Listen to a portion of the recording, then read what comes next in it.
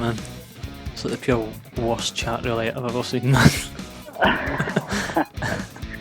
Remember, what was it you said the other night? It was like, I sent you a video and it was like, the best pirate video I've ever seen.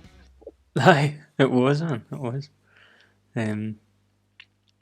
Coronavirus and all that stuff, you know. Coronavirus, the movie. I should have made a coffee. Fuck it. Cool, so we'll just start.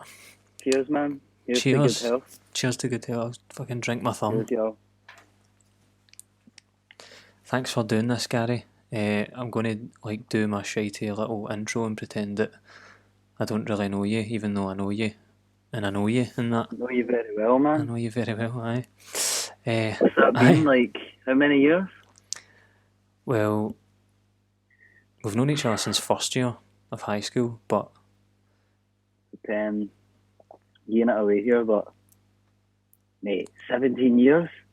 longer than that, man. 19? 2001? So when I met you, but like, we started playing music together when we were like 12, 13, so that'd have been 2002 or 3. Yeah. Mad. So, 17 years.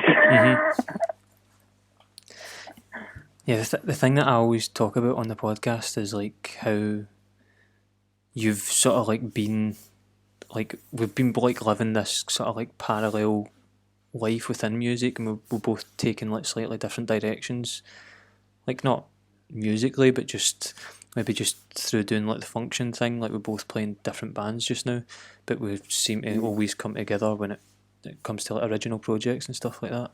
But like me and you seem to be like the last standing survivors of all the bands that we've been in. Do you know what I mean?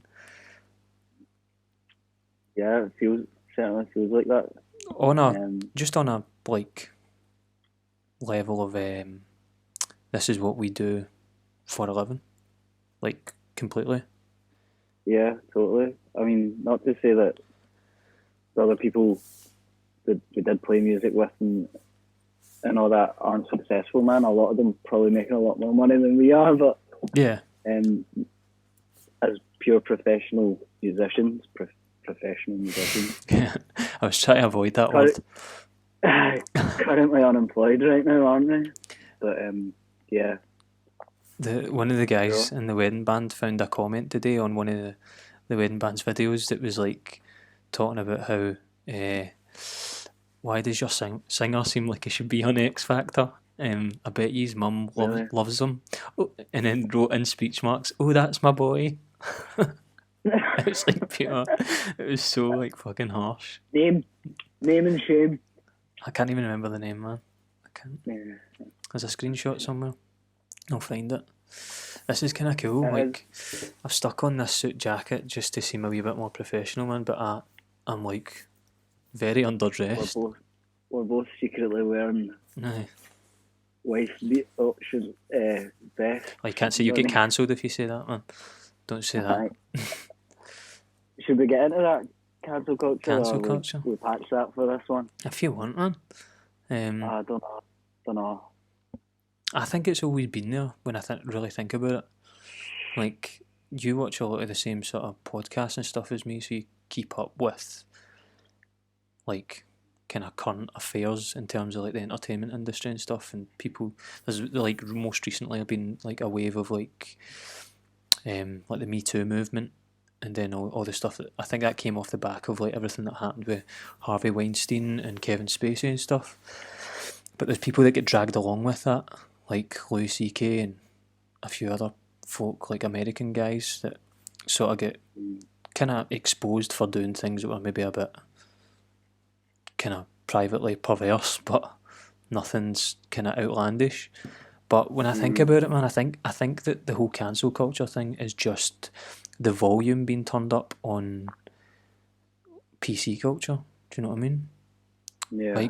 Like for us, like during the 90s and noughties, like that was just, you only heard about that in newspapers. You know, people that were like journalists were like the only people that were actually calling celebrities out and on things that they'd done and maybe things that they hadn't done. But do you know what I mean? Yeah, being proper slammed for it. Mm-hmm. Yeah, But with the internet now, man, everybody has a kind of voice, and it can totally accelerate.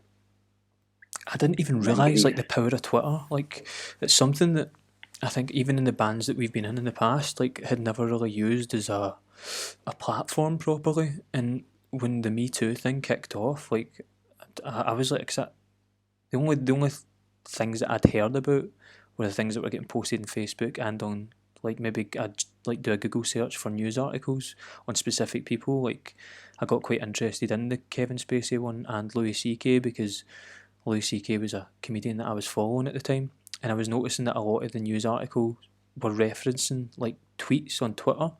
So I went over to Twitter and actually done searches for their names, and like the fucking the chaos that goes on Twitter, man. Like, just probably people that don't even hold most of those opinions just catches fire, man. People want to be on the right side of it as well, so they'll take the most easy opinion on something. Do you know what I mean? I mean, it's not necessarily to say that those people haven't done wrong things or whatever. Sorry, on you go, man. Twitter's always been massive. Yeah. You know, in terms of like music, though, it's maybe not the most used platform to like relate with your fans. Mm-hmm. So maybe that's why we never used it so much in Fluorescent Hearts. But politically, and with media and journalists and people like that, man, it's a big deal. Especially like if you follow Donald Trump and all those kind of people, man. They like Twitter. Which is kind of weird as well, because it's like such a short form of expression. I mean, like, it has the biggest impression on like cultural waves, political waves, yet it's the only thing that you can say the least with out of all the social media platforms. Yeah, well, they increased the character amount though, didn't they? I don't even use Twitter anymore. I don't use it to post. Well, I say that, but my Instagram account and I think my video account. So I have like it's the same thing that Fluorescent Hearts had. It's like a third party website that you can upload your music videos to, and it posts to all your platforms. And I think my Instagram and my video post to all of them. So anything that I post on there will get posted on Twitter. But the only reason that I go on it is just to see what people are saying about particular things. I never really engage with it. So yeah, it's good for that's like, me just trying to be like, I don't either, even though I do. I don't use it either. It's good for real time information, updates, news. Good for that. And porn, apparently, not that I ever use it for that. It's really good for gay porn, man. So I've been told. It's really good for explicit, like gay porn, incestuous gay porn. So I've been told. I've only watched it a couple of times. Swiftly moving on. Yes. I don't know why I thought of this there, man, but like something I've noticed as we've grown older together is like I've always felt that we've had like conflicting views on like things like maybe politically or just where we're at in our cognitive position in the planet.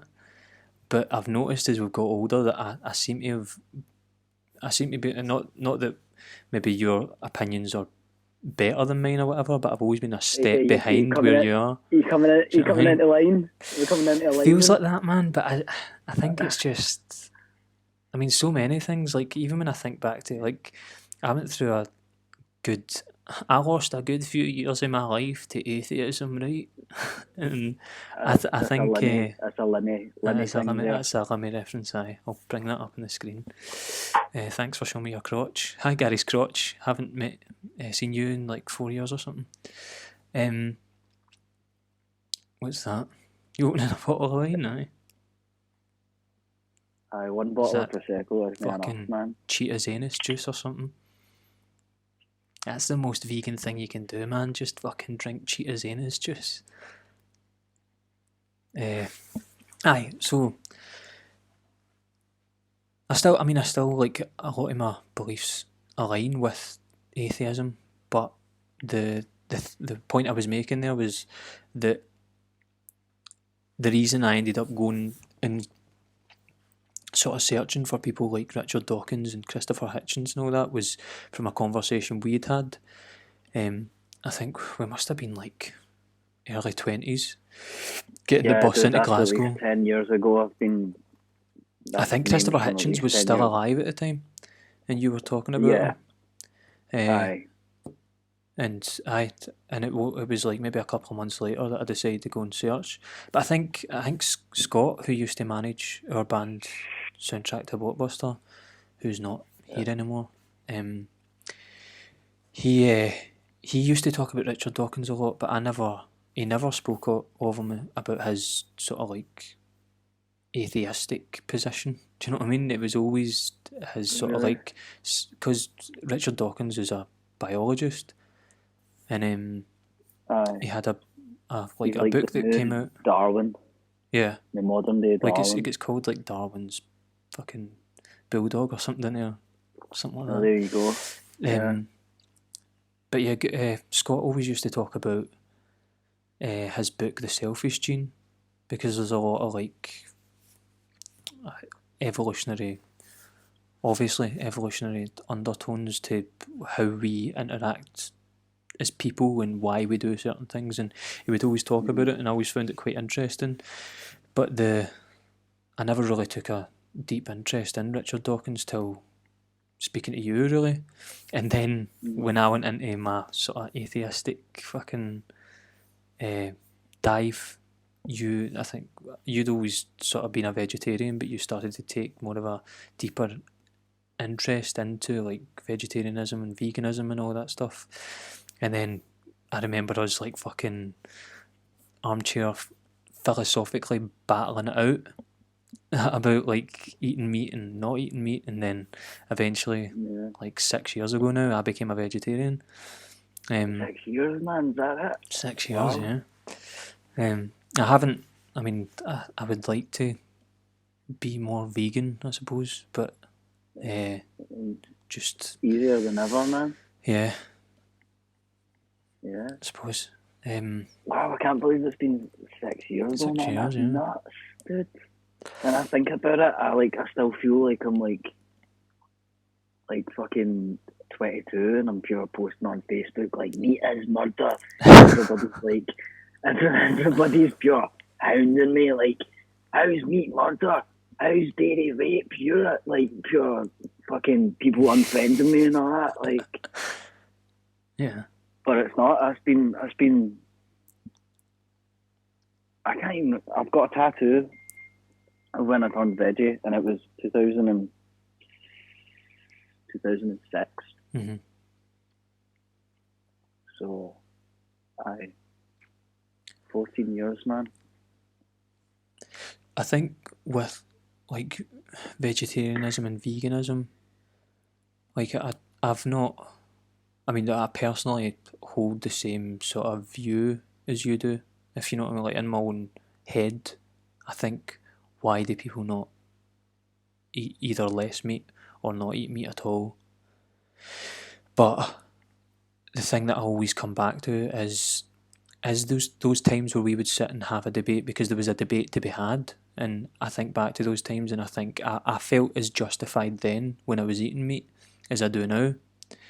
And there must be something in that, because it obviously takes more than just straight up fucking activism to change somebody's mind, because there was something personal that happened for me that actually stopped me eating meat.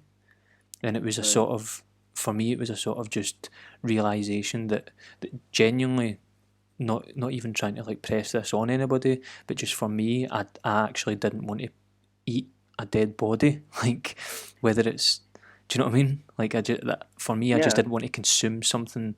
Like basically, me and Katie went with, I think it was my auntie Helen. We went up to like campsies and stuff, and we seen a dead sheep deer? lying in the fucking Alright.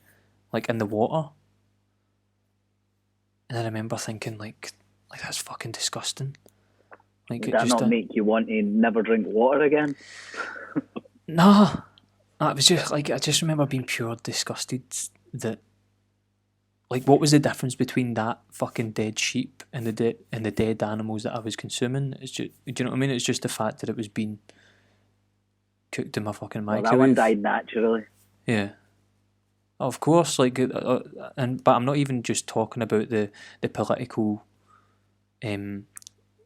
motivation behind the whole fucking meat industry. Like, I'm not even talking about that. That is a whole other thing that I do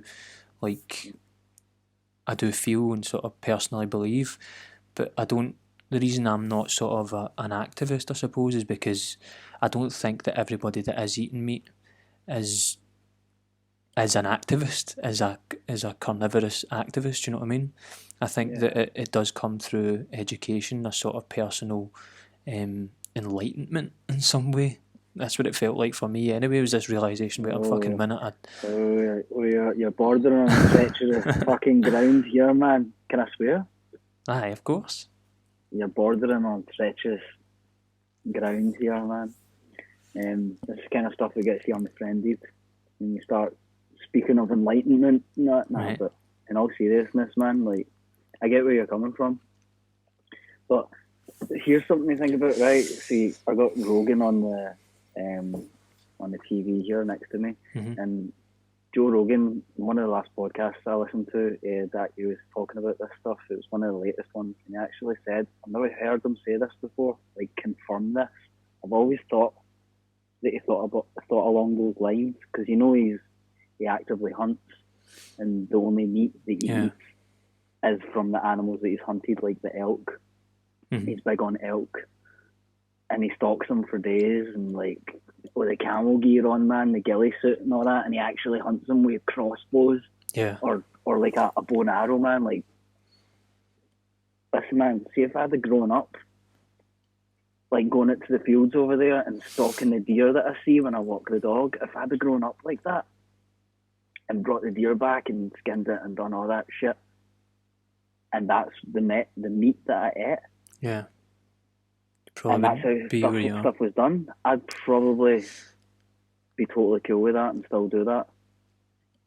But you'd also be a different guy completely. Do you know what I mean? Like, life would be totally different. I think that is an important distinction, though. Is like watching people like Joe Rogan has sort of like changed my position in the whole thing. That's why, like, I'm saying that for me it was an enlightenment where I realised I didn't want to consume something that was fucking dead anymore. Dude, this is the dawning of Aquarius. This is the age of information.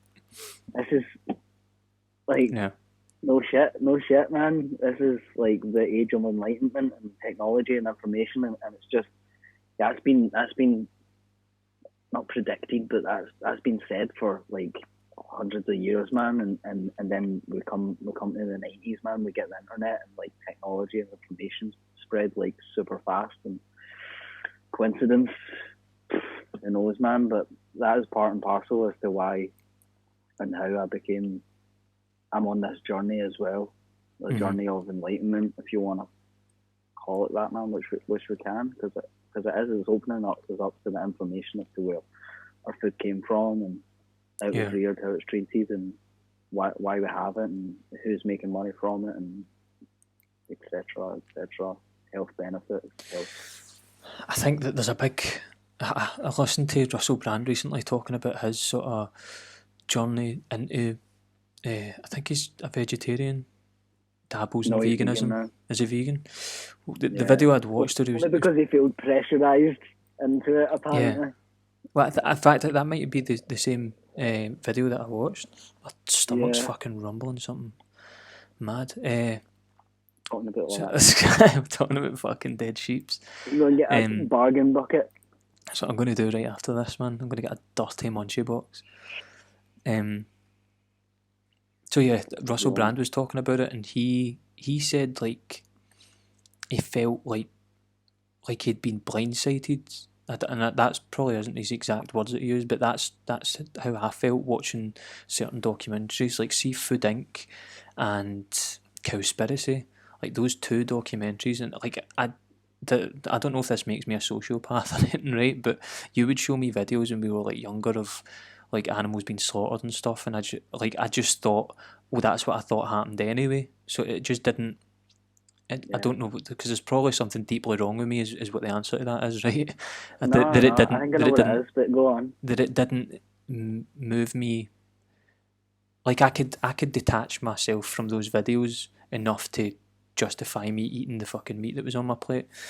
But watching those documentaries, I felt like blindsided in some way that I'd been tricked into eating certain things. Like I think it's in Food Inc. where they show you the reason cheese is in fucking everything is because there was just a fucking overload of cheese in the factories, just left from all this fucking milk that was being produced. And then I just watching that, I'm only vegetarian, man, so I still dabble in cheese Doritos and all that kind of stuff, and fucking dairy milks and all that, chips, cheese and curry sauce, man. But I felt like blindsided in it, and fucking like if there was any reason to give that up, if there's any reason to give eating meat up, it's that in some way you're being duped. Do you know what I mean? Like when you walk into a supermarket, you're only being presented with what's available. Do you know what I mean? So you take a walk down the aisles, you're just marketing, man. Yeah. So like you walk in and go, I eat meat, or I'm a vegetarian, but you're only so much a vegetarian as your supermarket allows you to be. Do you know what I mean? And in fucking times like this, like fucking COVID-19, like that's us. I suppose a good segue into talking about the stuff we've been talking about personally. Like, but it makes you think. Well, how do I? If I'm going to still be a meat eater, and society collapses, like, how do I hunt? How do I grow potatoes? Like, all of that shit. Well, I got 250 pigeons, man. If shit really hits the fan. Exactly, you've got an army, man. Nobody's going to fuck an army of pigeons.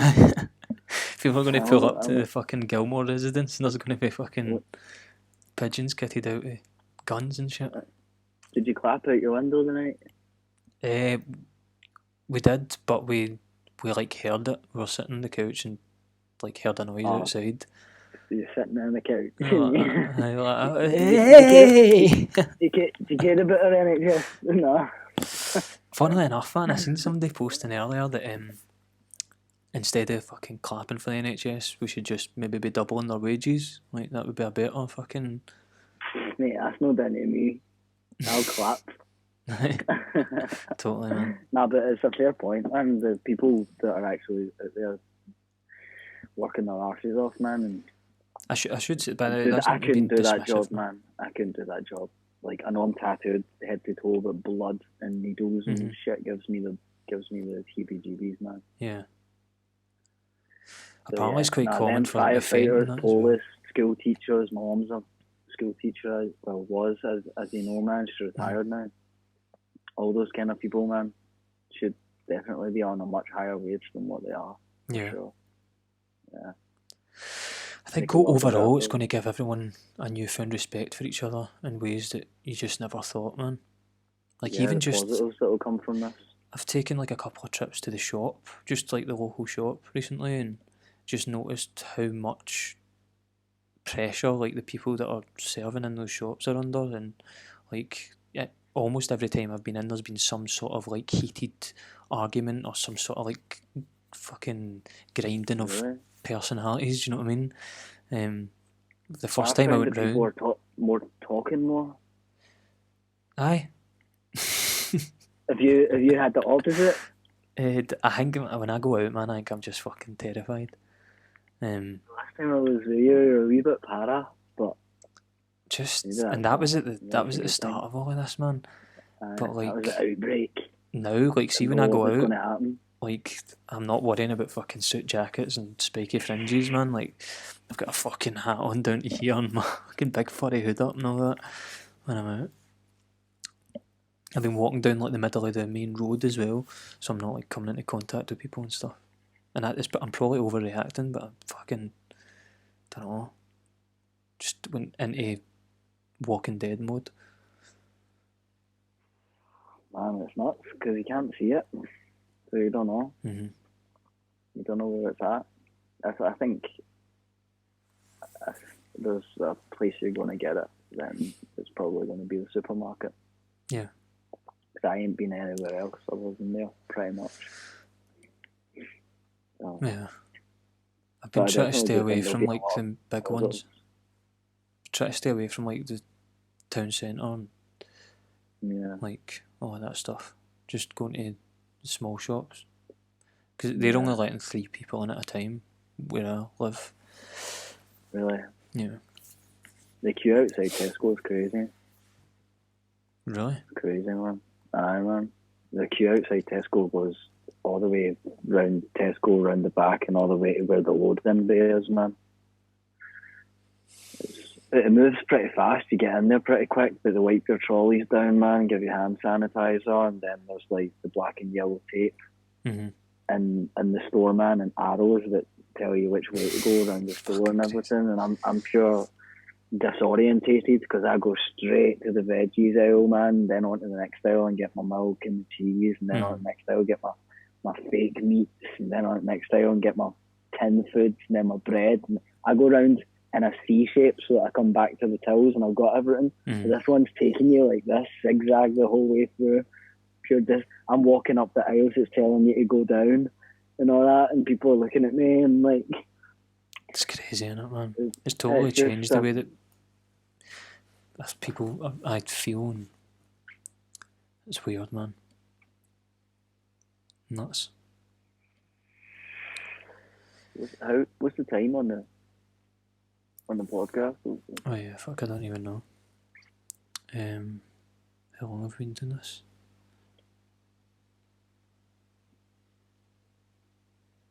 I don't know, we've just been fucking talking. There's no timer? It's not telling me, man, so I'm not too sure. I reckon we've got a wee bit left, but... Yeah.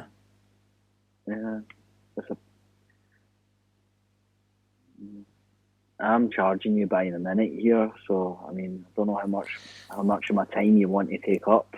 Sorry, I'll give you a few tips. You can start taking your clothes off. Yeah, I should probably mention, I don't know if I've mentioned this in a previous episode, but you're cousins with Sean, who drums for Transit Jukebox, my wedding band. Your wedding band? I was going to say that at the start. It's weird how, well, I come from a family of drummers, kind of, so it's weird how you're now in a band with my cousin. Yeah. Yeah. And for years I was telling you, get into the wedding scene, man. Make some money, like £200 a gig and all that. Like, it's easy money. Like, get into the wedding scene. And you're like, nah, it's pure soul destroying. And then my cousin was like, do you know any singers?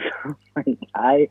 That's what's weird about that day, man, because like we were, Fluorescent Hearts were rehearsing, and he was rehearsing next door with the wedding band, but their singer left that day.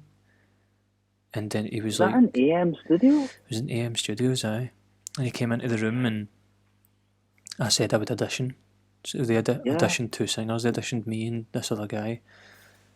And they just liked me because, I don't know, I think I was naked when I done my audition. Because I was naked, and that's what it was. Right. They were like, oh, he's got a really nice body, let's fucking loop him up and get him in. That's how I got it. Yeah, it's weird, man. We've not even fucking spoke about any of the stuff we've done together musically, man. What I might do with this is do like a split, like do a 2-part thing, because I've got the option. What I could do is like hang up if I need to and phone you back. Do you know what I mean? So if anyone's watching the episode and wonders why there's a weird edit where we're talking about something, then it all of a sudden goes, yeah, and there's these big massive willies that fall down from the sky. just from nowhere. That's because we've done an edit. Nightmare. Mm-hmm. Nah, nightmare, shout. So you're talking about recording two and putting them Two together. videos, yeah, and just stitch them together. Because we've only I'm got keeping certain this amount of in. time. I'll be keeping this in as well. Right. People listening to the podcast are like, what the fuck is this shit? I know. Why is that guy wearing that? Why is that guy that's clearly just came out the jail wearing an orange jumpsuit on? I know, I noticed you're wearing orange bottoms as well. Is that a trackie, yeah? Hey, it's my... If anybody knows me, I was like top mosher in the high school, wasn't I? Mm-hmm. Ah, you were like... I'm like bammed at my nut. You're like post-musher loan. It was terrible, man. This is why I haven't done comedy or anything. There's a lot of people that think I'm funny, man, but like I'm really not. I can react to this there. Get a wee round of applause from me. Is that a gay emoji?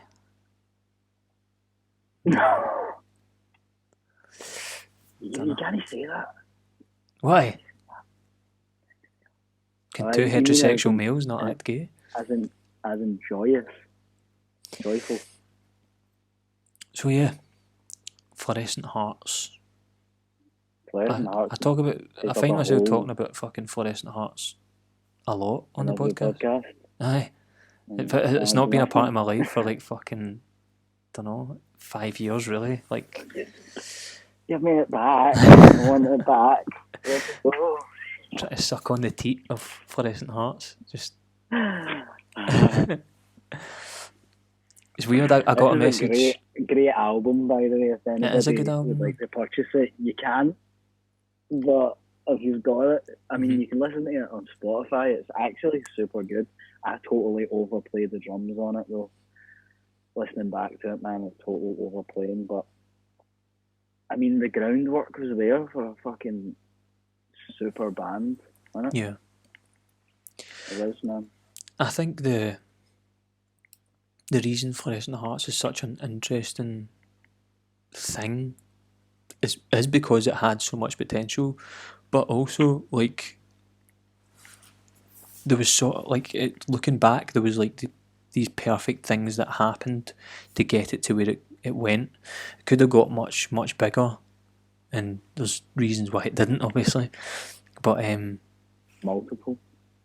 But it was all condensed into this 3-year period, and the most intense things that happened, the biggest things that happened for the band, were squashed even further into like it was like a fucking 6 to 8 month period.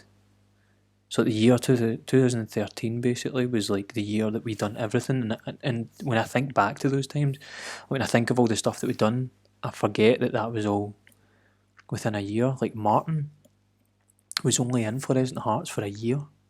Well, just over a year. From the point he joined to when he left was like a year and 6 months or something. We rehearsed the full thing for a year without playing a gig or doing anything. Yeah. I wonder if we done the next part for a whole year, and then the next part for a whole year, and then the next part for a whole year. What do you mean so the stepping stones that took us to the next thing was like a year's graft? Is that what you're saying? Like, man, well, we were a year rehearsing to start with, and then I know when we got the ball rolling, we were at least 6 months ahead of ourselves. Yeah. And then we kind of snowballed and spiraled from there, didn't it? Yeah. But there's certainly a lot to talk about there. You might have covered it with Damien on the first podcast. Yeah, but briefly, man. We actually got talking more about the sort of like present projects that like we work on, so like CRASHTON and Ocean of You. But yeah, it's weird thinking back to all that, because you're right, like the first year was such an important part Like, there's a part that like a lot of the people who ended up coming to see us never seen, but hadn't we spent like we used to spend like we'd do a 6 hour rehearsal every week in Berkeley, and we would rehearse with like the backing tracks on a fucking CD with click track going as well. CD, man. Yeah. We'd do that fucking every single week. A bit of like it. I remember thinking this is going somewhere, but like it's not like we had the vision as to where it actually went. It just felt like we had to be doing that every single week. Like, it's weird, man. And then the very first gig that we played, which was also, I think, quite an important stepping stone, was playing Pulp Fest, because we played to like I don't even know how many people. Centre in Glasgow. Mm-hmm. Aye. Another thing that I look back on, that man, that I think was pure iconic, that nobody had done it. There's loads of things, Stuart. CRASHTON. Loads of things, man. There's the photo that we got that James Mackenzie had taken of us, man, outside the BBC studios, and it's got the two cars in it. Yeah. Me and Andy Stewart sitting on the bonnets of our motors, you and Damo in the middle, and me and Andy Stewart, because we didn't have smoke machines or whatever. That's right, man. Smoke out of cigarettes. And he photoshopped the cigarettes out. I photoshopped the cigarette. I didn't even know that. That's funny. And then the other iconic thing, man, is our first fucking, not Anthem of the Heart, okay, so maybe our first Tell You Lover music video was like I think that almost like set like the benchmark for what bands done after us. Like they all started doing. Aye. Yeah. And it's shit because we can't even link anybody to that video and say, "Let's check out what we're talking about," because that video was seriously another level. It either set the benchmark, or it took us to a level where there were bands that were doing that around the country. It just took us to a level outside of our scene and sat us up against bands like Taken Haley and like the Last Carnival that we ended up touring with, and we became like, we became part of their zeitgeist. Do you know what I mean? Aye. I don't know. I feel like bands that weren't signed weren't producing that kind of material, man, or that level of media, man. You know. Yeah. At the time, it's much easier now as technology moves on, man, and standards get better, but higher and cheaper. Yeah. But a lot of that's down to the people that we worked with as well, man. Like obviously the manager that we can't really talk about, but he was an integral part of the band at the time, who helped us sort of get to a certain level. I think his professionalism while he was in the band helped us along the way, but also working with Stuart McLeod. Like Stuart McLeod, I feel like gave birth to so that year that we spent writing and rehearsing, Stuart actually like gave birth to the album that we were picturing when we were in the fucking studio. So he actually took it to the place that it needed to go. Like if you listen to that album, man, like a lot of the production was there before we went in. But I mean, like if I'd just produced that album and recorded it would never have sounded anywhere close to where Stuart took it. Dude, you listen to that album with headphones on, man, and it's incredible. Mm-hmm.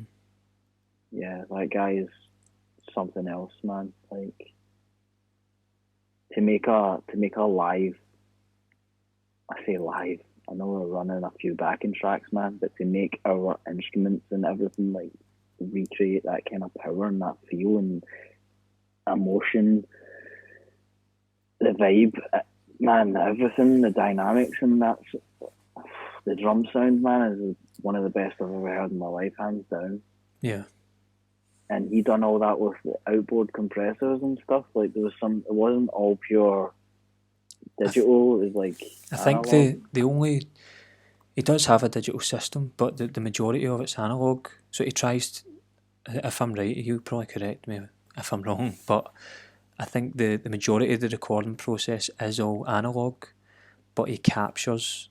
So he does all the editing and then captures the audio into Pro Tools, if that makes sense. So the final sound gets captured into individual channels into Pro Tools. That's right, because he was always tweaking stuff, man, and then being like, right, we're recording it like that, and like it was really cool, man. It was really cool. What's weird, man, is like I remember feeling like it was at least 9 months to a year that it took to record that album, right?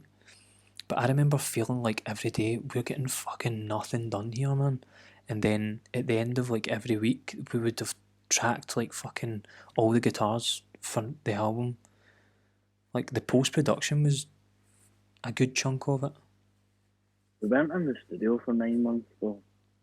Well, I think it was over the obviously not every fucking week, but it was over the course of that time. I remember being in and then out and then in and out, yeah. That's maybe why I felt like it was taking so long, just because the amount of time. Aye, because we wanted to book a certain amount of time with him, but we couldn't because he was busy. Yeah. So we could only get little bits done throughout the year. Yeah. Dude, I'm afraid that you might be running over time and we're not recording any of this, man, and it's pure, important, integral stuff in the podcast. And it's interesting too, like, if anybody's a sound tech or musician or anything, they're going to want to hear this part. Yeah. Or even an old fan of the band or an old hater, man. Yeah. They know they watch too. What I'll do is, so this is part 1, I'm going to clap my hands and we'll be into fucking part 2, right? Yeah. And the other person that I was going to cite there as being quite an integral part of like our stepping stones was Keir, who sort of like had the vision for the videos and shot, edited, all that stuff. That dude was a pro, or a pro in the making at the time, man. I don't even know what he's doing now, man. I think he might live in London. He's living in London, yeah, and everything about him, man. Like the only thing lacking from the music video set was a little chair that said director on the back of it that he sat in. Like, totally, man. That dude could do new shit, man. And for big things. I would agree with that. He's making films now, man. I think he still does make music videos for people, but like one of his most recent films is a film called Wretch, and it's been in like a lot of, what's it called, like film festivals, like independent film festivals and all that stuff. Did you hear South by Southwest is closed? Sorry to interrupt, but like we're not doing South by Southwest this year. I seen that. I seen that was. I just assumed that would be happening anyway. Yeah, they have a big movie premiere thing. Yeah, independent. Crazy. Everything's been affected. Like, it's weird. The only things that are still going are funerals. I need to get into that, man. Aye, that's start a funeral band. Good money. Yeah. Funeral band isn't a thing, but could be. Could be, exactly. Why play a CD when fucking X Factor over here can sing you down the hill? My dad wanted me. What was it? My dad. My dad. My dad wanted me to go out the night and play the drums at 8 o'clock along to Scotland the Brave. I don't know Scotland the Brave on the snare drum. To like your one street full of people. Surprisingly, there was a few of the. Was there a good few folk out? The Luggy Bank Young team was all it, mate. So forth, man. It's good, man. Aye. Yeah. I feel like we fucking wasted it all in part 1 now, man. Fuck. I might use this wee awkward silence as an opportunity to thank Colin McLeod. This is such a weird podcast, isn't it, man? So I'm like here in front of the mirrored wallpaper, but I'm talking to you, but it doesn't. Aye, it's weird. Colin McLeod basically is someone who's been coming to see CRASHTON for a while. I think he might have followed Fluorescent Hearts as well, but he signed up as a patron this week on my Patreon account. So thank you, man, for doing that. It's really cool that people do that kind of stuff. That's quality. It's me kind of talking to you and talking to anyone that's fucking listening. Gaining momentum, man. You might just unfriend or unsign off your Patreon after this. Yeah, even if he does, man. This podcast. I was totally. It's like, fucking. What is this shit? That guy in the orange jumpsuit. I was steaming. Nah, I don't think so. Not at all, man. If he does after the COVID-19 situation, then that's cool. It's cool that he's just fucking, that he even values anything that I do enough to donate something, man. Dude, I'm so happy for you that you've made a go at this, man, and that you're keeping the traction going with it, man. And like, can I just take this awkward silence? Of course. To thank you for having me on, and yeah, man, just congratulate you, man, on your. Thanks, man. I don't even know what to say, man, but like, keep going, man, because I predict good things. I feel the same for you, man. I feel like the place where we always wanted to be was like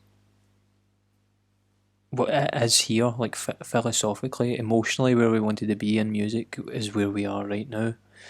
I just think the fucking, I don't know if this is the right word, but the attributes that we thought would come along with those things aren't the things that we value now. For me, anyway. Like I don't value fame and fortune anymore, but I value music this exact same amount now than I did when we were like 12 or 13. Don't get me wrong, right? Man, same money doesn't bring happiness, but if I won the Euro Millions on Tuesday, I'd be pretty happy. I'd be pretty stoked, man. Right? I'd be like, nah, dude, I'd be balling, man. I'd be balling, right? But that's not what I ever wanted out of music. Music is what I got from Fluorescent Hearts was like a glimpse or like a taste of what it could be like to be a full-time touring original band musician and a band, man. And we weren't even operating on the level that like a lot of bands can end up operating on. But it gave me a glimpse as to what that kind of life is like. And man, there's so many sacrifices for that lifestyle. Yeah. And I'm not talking about relationships or any of that. Man, I'm talking about like, you know, well, a big part of it is relationships, but like you pretty much sacrifice everything else that you want to do in your life to continue that job, to make that product, that brand, and to grow it into what it could potentially become. And that takes sacrifice, man. Yeah. Given that opportunity, if things had went another way, I would have went wholeheartedly down that road, man. And I would have, man, no doubt. But shit happens for a reason, man. And I'm a firm believer in that it happens for a reason, no coincidence. But yeah, here we are today, man. I'm happy with the way things are going and where I'm at with things. I'm actually dying to get back to work, like me too, to play man. wedding gigs. Two reasons why, man. One, I want to play my music and travel about the country again, and two, I need the cash, man. I miss the money too, you know, the income. It's just, I don't know. There's like, the wedding band brings so much fulfillment, I think, in a completely different way than playing an original band does for me. They're two very important parts of my life, but they both bring completely separate things to my creative fucking needs and wants. Like playing in a wedding band, I've said this before, but it's going out and singing like Stevie Wonder every fucking like 3 times a week is like is the infrastructure that you need as a musician to be a better writer, to be a better musician, to be a fucking just everything that you need to function as a musician, as a guitarist, as a drummer, all of that stuff, man. Like you're out probably Honing your we've craft. played some of those songs more than the original artists have played them, and you can't not learn from that. Do you know what I mean? Like if like from a writing perspective, like I sit down at a guitar or a keyboard now, and the way that I write a song, I can tell that I'm just fucking unintentionally picking stuff up through singing fucking Justin Timberlake songs and Stevie Wonder songs, Marvin Gaye songs, all of it. Like just everything that you do when you're out playing weddings, man. Yeah.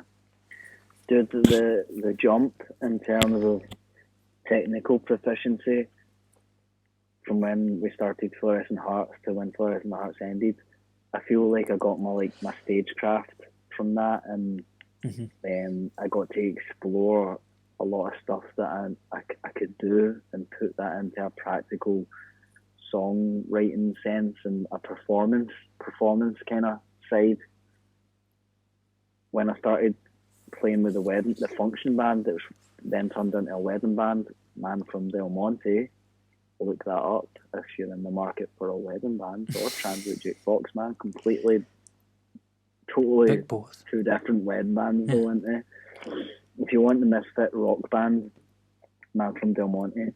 But the jump that I made in terms of being able to play my drums, man, like my touch greatly improved, and it'll be the same in a sense for your voice, though, because you're playing in a different room every single week or every single gig. You need to approach that differently, and the sound and your setup changes. Playing to different kinds of audiences as well every week. Like sometimes you're playing to an audience that fucking there's like you are the sole purpose why everybody's in the room. Sometimes you're just accompanying background. Everyone's evening. Yeah, man. It really makes you think about your instrument, man, and think about what you're doing and how you're doing it. Mm-hmm. Like I wouldn't be the music. Basically, what I'm saying, YouTube, is that I wouldn't be the musician that I am today if it weren't for. It makes total sense, but if it weren't for what's come before, like the Fluorescent Hearts Originals band, and then the wedding band, and even teaching as well. Yeah. In order to teach drums or any instrument, you need to know that instrument, and you learn. It makes you a better player through teaching, you know? I was just thinking there, like for people who listen to the podcast that don't know, they've heard me talking about you, but maybe don't know who you are. Like they should 100% go and check out you playing as a drummer. Like there's not much out there, phenomenal, man. There isn't, and this is something that we keep fucking talking about, man, is getting your online session work up and running. Self-conscious, shy, and I don't know how to work the technology. And now I can't even get any help as to how to work it, because we need to be... Well, maybe you could come to my studio and stand outside the studio and just shout at me as to how to set up the interface and work Logic Pro and all that stuff. Yeah. But other than that, I don't know how the hell I'm going to get that stuff set up. But it's always been... That was the plan for this year. COVID-19's been... This has hit at like the worst time and also the right time. I live in the moment, man. I'm talking like I've just drank 2 glasses of wine, but I live in the moment. So it's kind of conflicting what I'm saying, but there isn't a better time for it to happen for me personally than now. Like if it was ever going to happen. Do you know what I mean? Because it's given everybody time to reflect on themselves and get the stuff done that they've always wanted to do, that was on a to-do list. And believe me, man, my to-do list is like super long, and it gets longer every single day, man.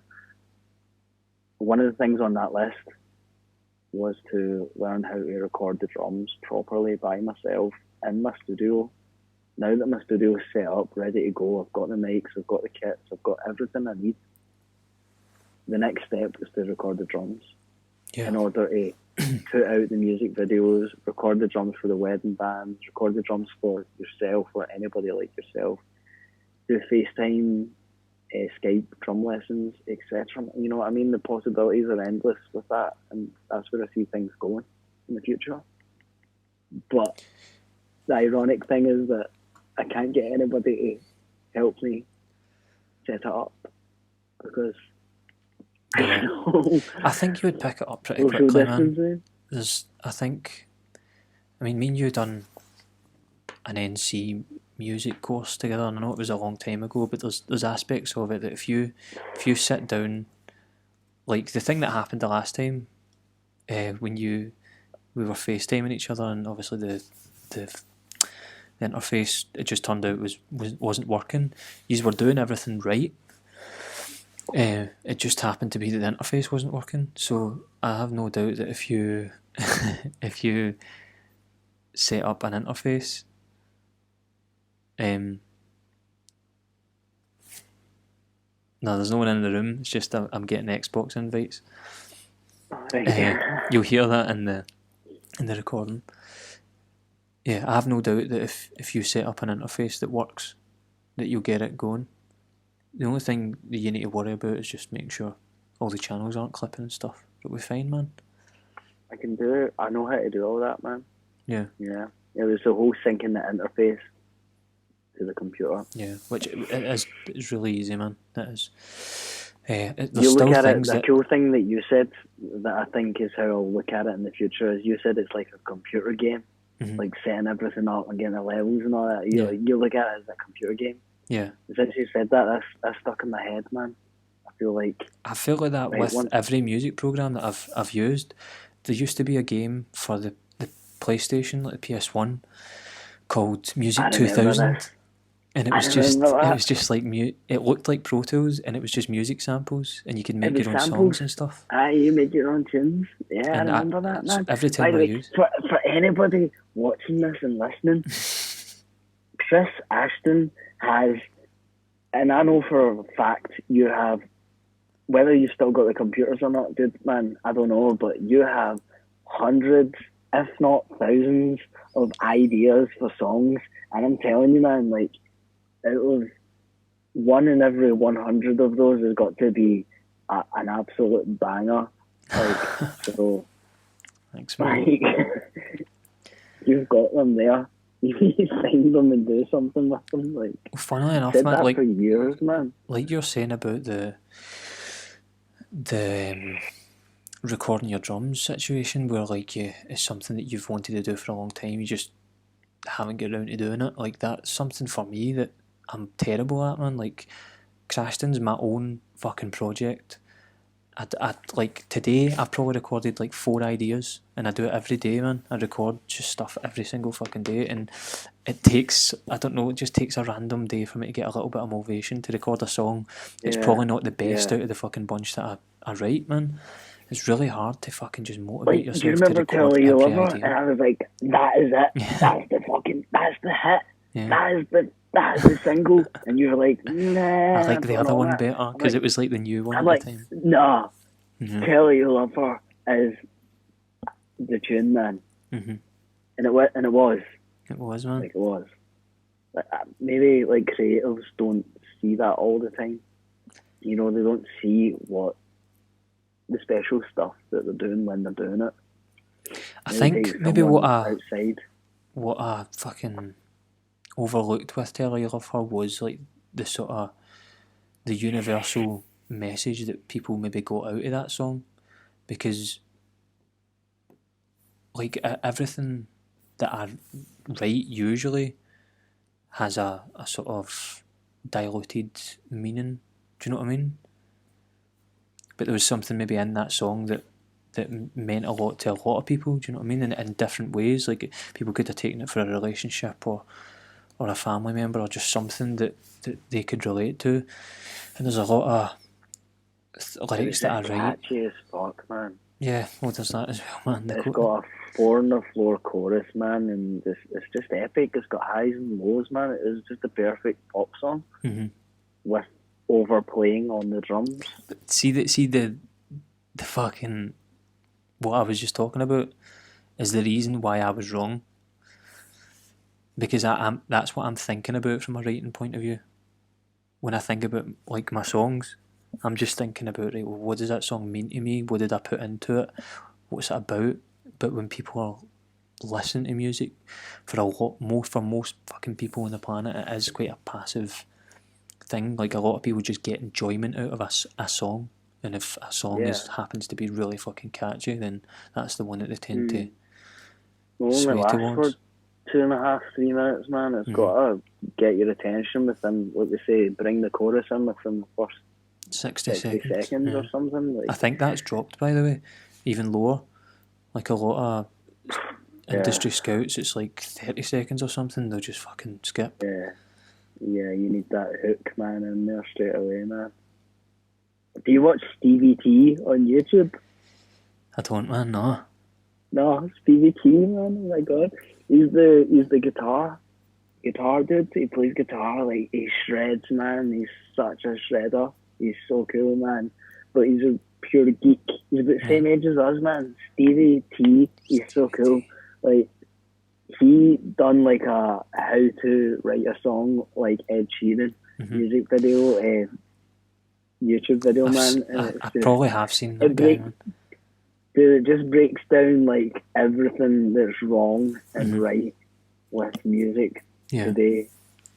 With pop culture music today, it's so good, man. But that's what we're talking about with the whole bringing it down to 30 seconds for the chorus to come in and all that, and then.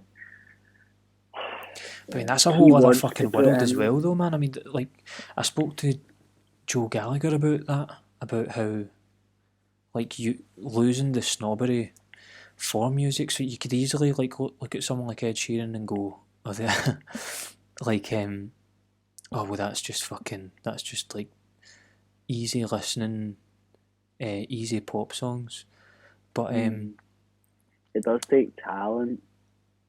But I mean, Ed Sheeran's got he doesn't just come from a straight up pop background. Like he cites one of his main influences as, I don't know if you remember this guy, but I think it's pronounced Nisloppy, if I'm right, man. No. He basically wrote the JCB song. Do you remember that song? My dad's Bruce Lee, he drives me around in his JCB. Do you know what I'm talking about? JCB Diggers? Aye, JCB Diggers. The music video was like a little fucking animation of this little boy going around in his dad's JCB Digger. But he cites that guy as one of his influences, and like that's such a like niche thing. Yeah. So and he has a background in like folk and stuff. And if you listen to the evolution of Ed Sheeran stuff, hip hop as well, obviously, yeah. Yeah, it's a big one, man. So I don't know. Ed Sheeran is where he is because he is a credible artist, man. But there's also something that happens with those people that are at that level that like you're talking about sacrifices. There's a whole fucking world that comes into play in that. Like there was a guy on, funny enough, Joe Rogan, who was talking about like Justin Bieber. If you take Justin Bieber's record label, they'll have a blueprint for how to make a Justin Bieber. Do you know what I mean? Like that is a whole thing that can only exist with the support of a major record label and all the people that like support him being Justin Bieber, right? So you have a Justin Bieber, then you have a Billie Eilish, or like an Ed Sheeran, or all the fucking artists that make it to that level, right? But you don't need to just you don't need to exist in that plane, and very few people do, and it usually comes at a sacrifice. And some people would say that that sacrifice is like integrity, but I don't even think it is that. It's just that you become more appealing. So maybe more of your songs happen to be those "Tell Her You Love Hers" or the ones that people just relate to universally. Fucking haver in here, but you know what I mean. No, man, I'm looking something up because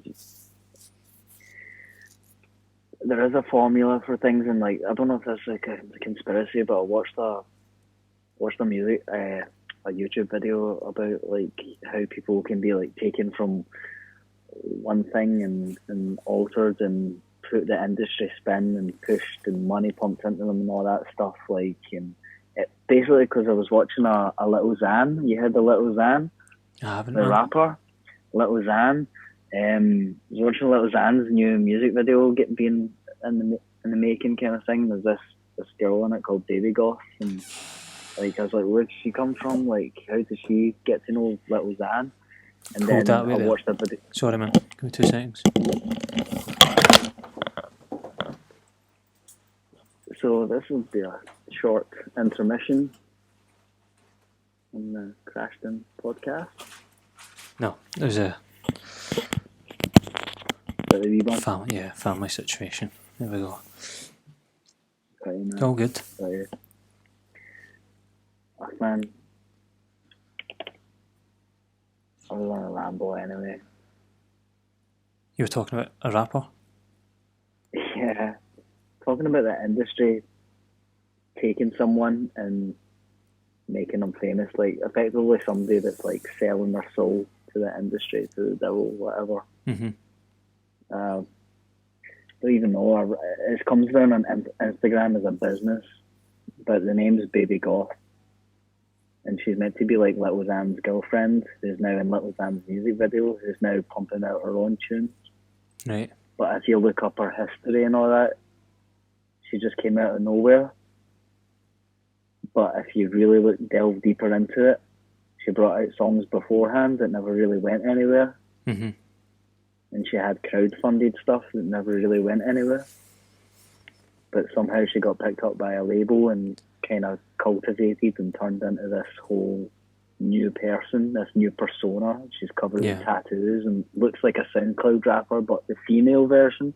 Right. Totally just but that, jumping on the bandwagon. Is in that world though. I mean, like, very few people wake up one day and can sing and all of a sudden have a major record label the next day. Like, I remember getting criticism like that when we were in Fluorescent Hearts. I don't know if you heard there, by the way, my wee boy Caleb was crying. He's still crying now, he's just awake, man. So you'll hear that going on in the background. That's the fucking fun of being quarantined.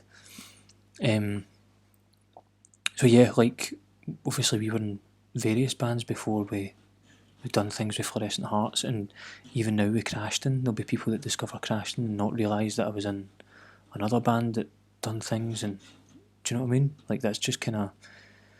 And then, like, Katy Perry has had 3 or 4 different music careers. Yeah. Has she always been called Katy Perry though? I think so. I think that is her name. Yeah. I might have to wrap things up here, man. Just, I don't want to be talking too loud and wake him up again. But we could do another one of these in the next couple of weeks. Sure, man. Yeah? Makes sense. I think we'll run that time anyway. Yeah. Sorry, man. Can you hear that? I can't hear it at all. No? Nah. Right, okay. But it's getting late, innit? I wouldn't want to wake up the rents. Yeah. Let's do it again. I was going to say, do you want to let people know your handles and all of that stuff, where they can find you, where they can find your music? Sure. What is it? Instagram, GG Grooves.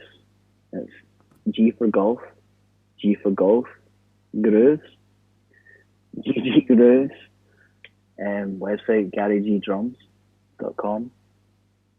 and you'll find me on Facebook too. So, Awesome, man. session, tuition, drum technician, hit me up. Thanks for having me, man. No, thank you, man. Again, we'll do it again. Maybe a couple of episodes. Alright. Thanks, man. Oh, man. Namaste. Take it easy.